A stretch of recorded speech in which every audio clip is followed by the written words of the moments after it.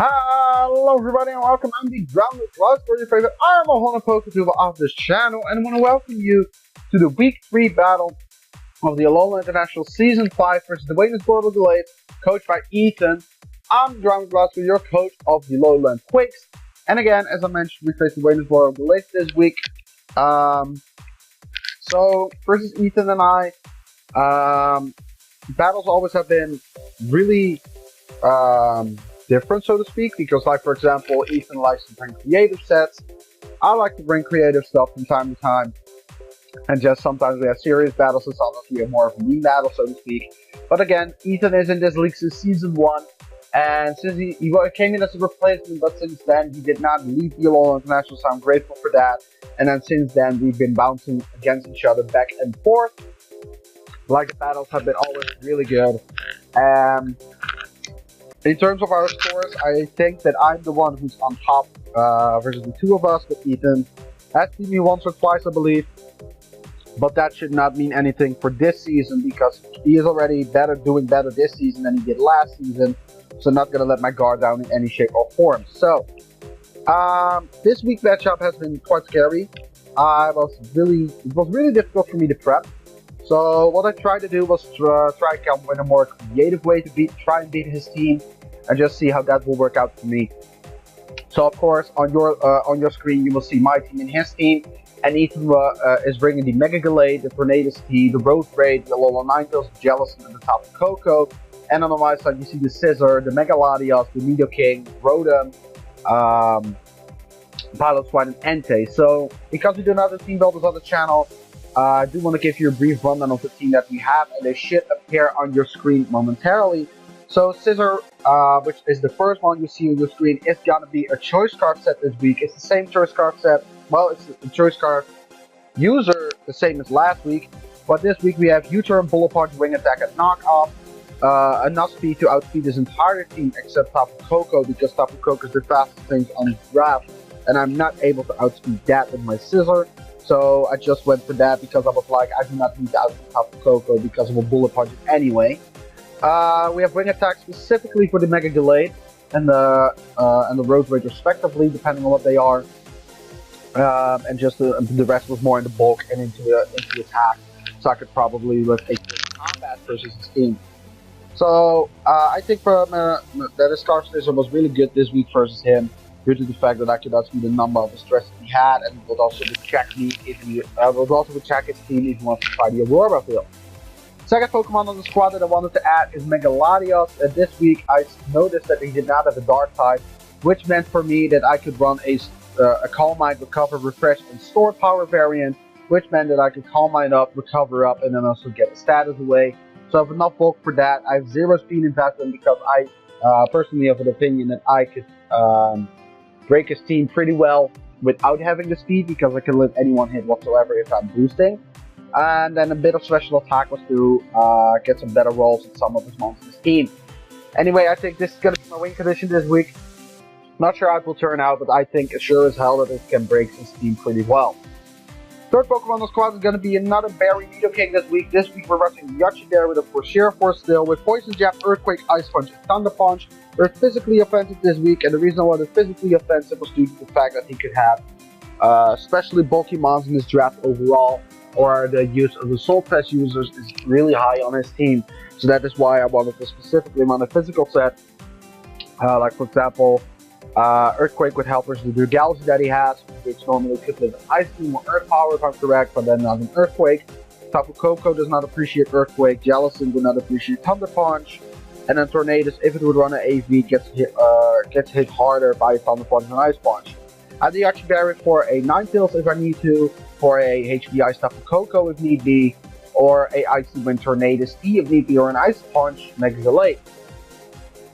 So that's that. I thought this was really good, and I just did not need speed at this at all, in my opinion, because his team overall was faster than mine on the board, and I do see the monsters that could try the speed creep would be able to actually take advantage of the fact that they could be fast, like Roseblade could be Scarf, which I cannot outspeed if I would be Scarf, and so on and so forth.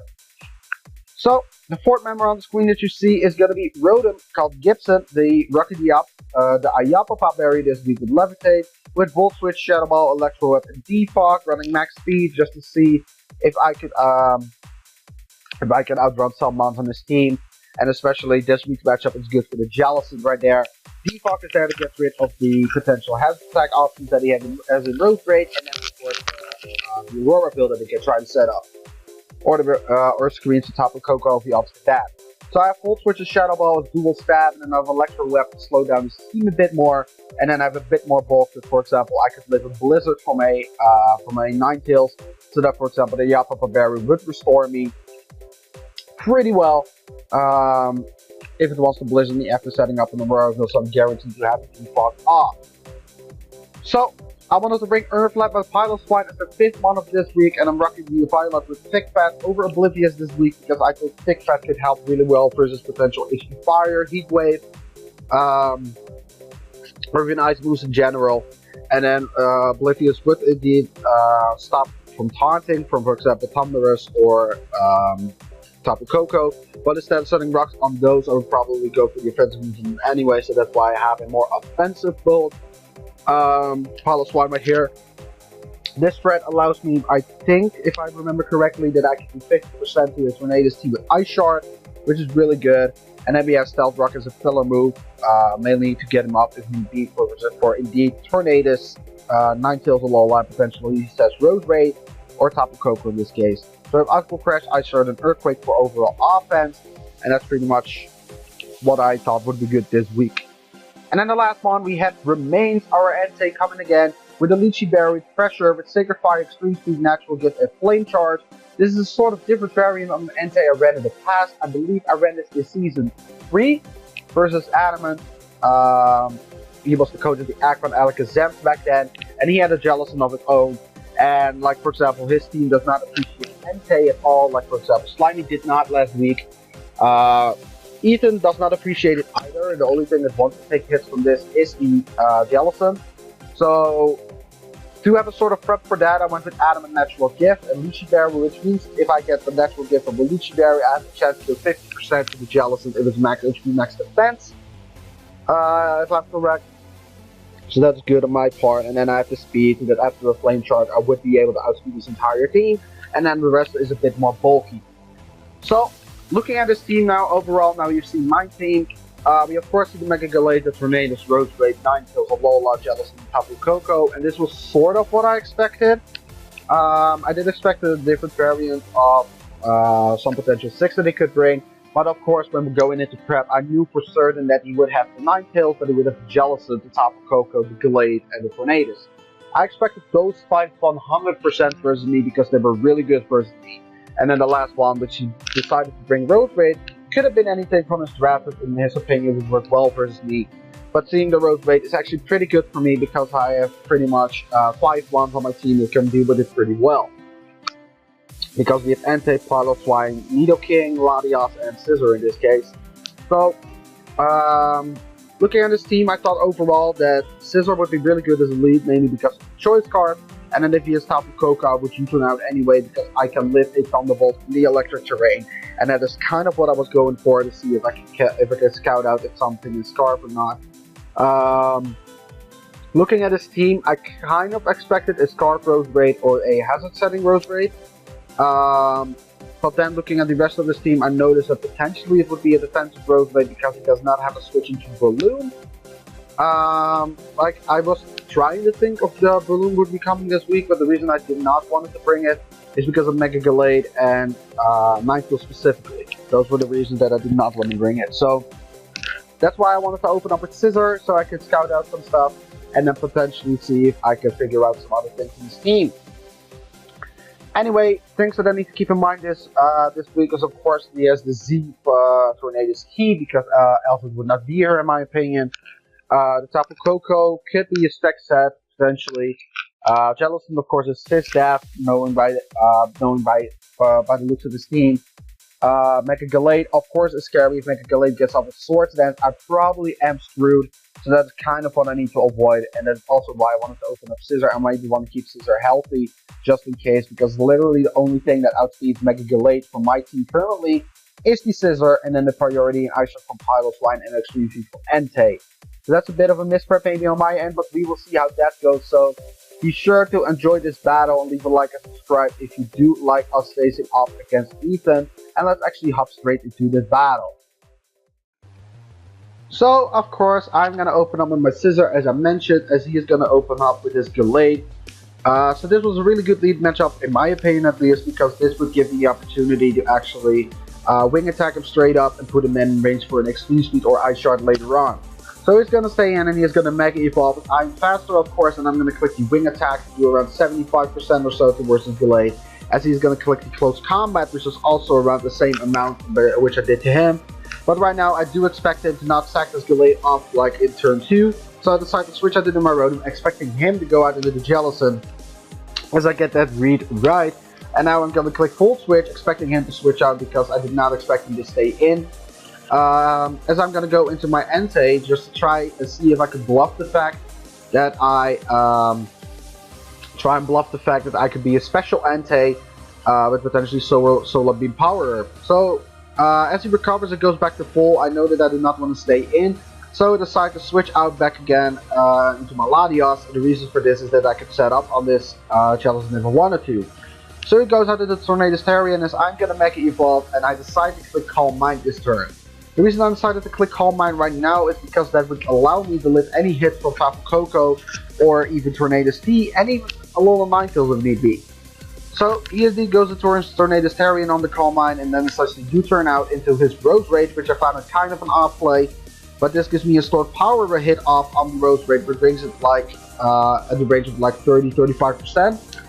I could have used this Rose Rage right now to set up fodder, because at this point in time I saw that I could 2-hit KO him then with the stored power, so that means if I was a +2 I could OHKO him. So this was a setup fodder for me, and I needed to recover up right now because I would be in range potentially for a Z Hurricane or a Fairy Z from the Tapu Koko. So I'm gonna recover up, and I'm back at full as the Rose Rate is now gonna be at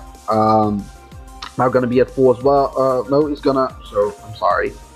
He is just gonna recover a bit with Black Sludge. It's just gonna Toxic me, which I have to refresh for, so I'm all good. I cannot be status at this point. But now Rose Red is just going to continue to go for the Toxic back and forth. Sludge Bomb, Giga Drain, and then the Toxic, as I'm just going to switch around Calm Mind, Refresh, and then the Recover. The reason for that is because this is still my setup fodder, and I could potentially win the game if I play this right here. But I was kind of getting tired of this whole Calm Mind, Refresh, and then Recover spam sort of thing. And I noticed that I was still sort of out of range for the moves. I was still out of range for a move for Gallade, because I was EV to live it from Gallade, but I still want to recover up to get back to as much HP as possible.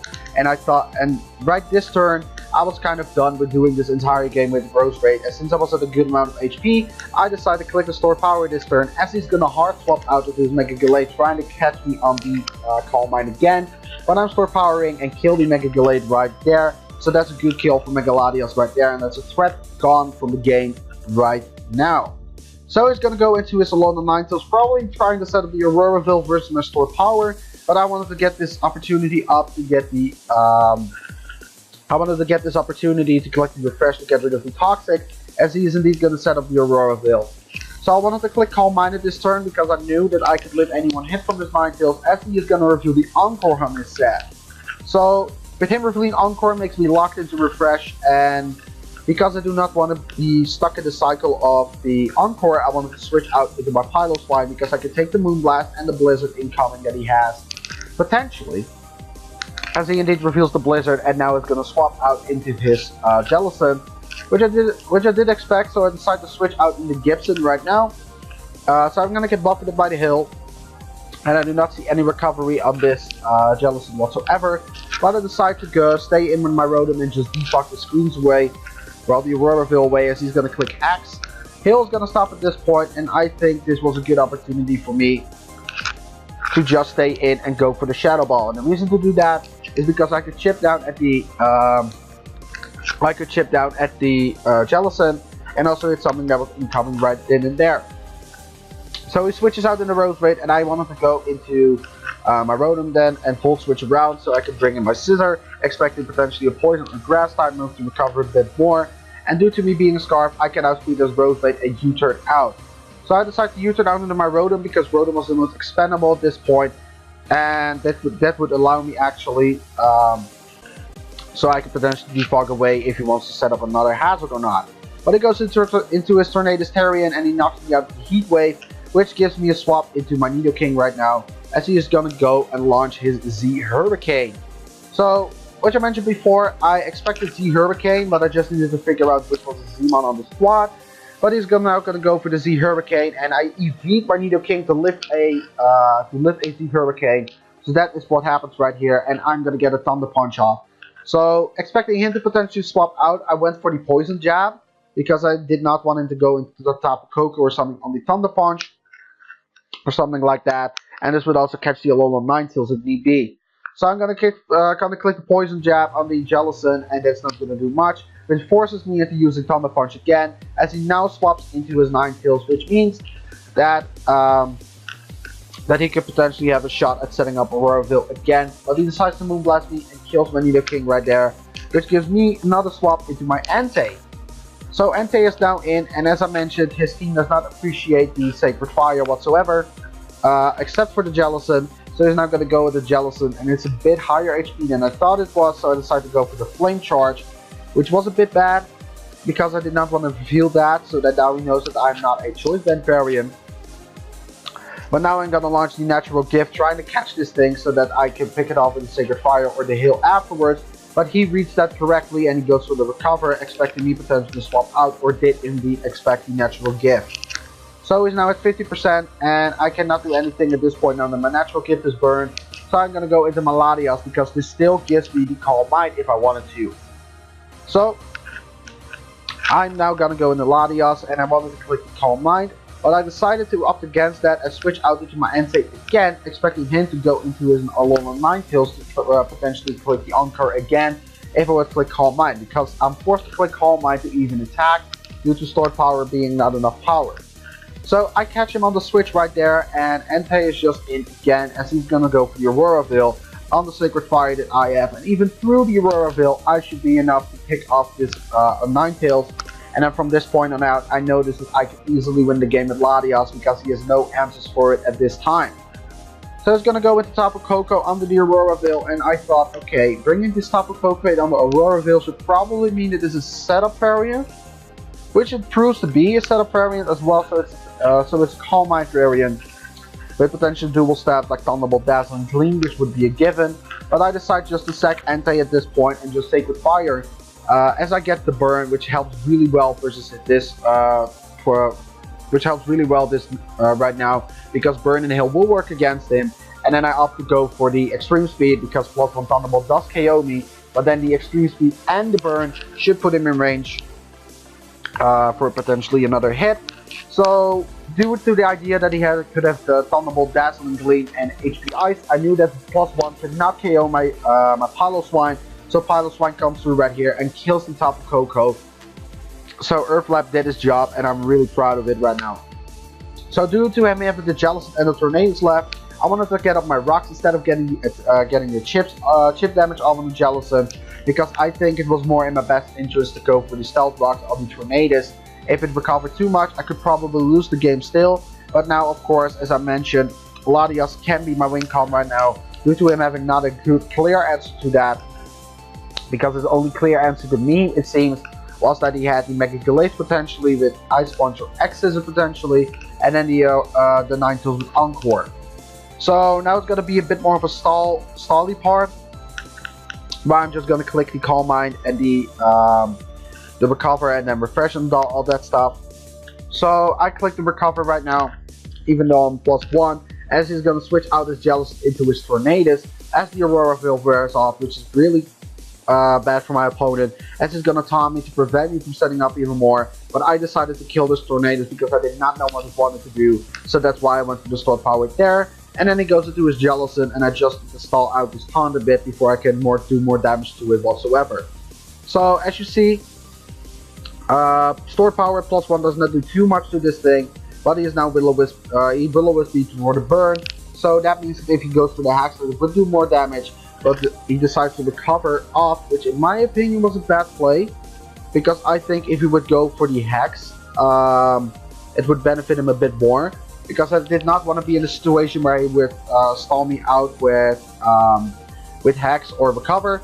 So I decided to comment up further, and as you see, it does not do anything at +2, which gets to the point where I can stall him out if I wanted to. So I go for the stored power now, and oh, it was really close for me taking out the Jellicent with stored power right there at +2. But eventually I did, so that is good game to Ethan. So Ethan, I really like this battle again, and I want to thank you so much for playing me and coming through. And I wish you best of luck in your other battles this week, this season. So anyway, I want to thank you all so much for watching. I'm the GroundedGliscor, and I will see you in the next video that I'm going to make.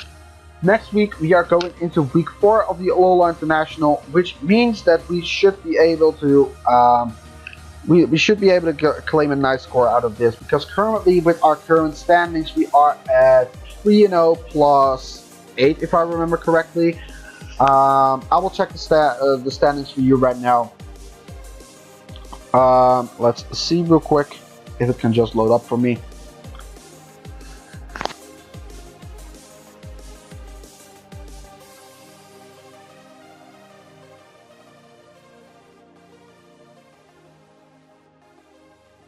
We are currently 3-0 plus 8, and that gives us the good record to actually proceed on into week 4, in my opinion. What this allows us is that potentially for week 4, we are going to face off against our good friend. Let's see who we face in week 4. In week 4, we face off against Erflab of the Colorado Aggrons. That's going to be a really good battle. So again, I want to thank you all so much for watching, and I will see you in the next video that I'm going to make. I will see you next time, guys, and I'm out. Bye.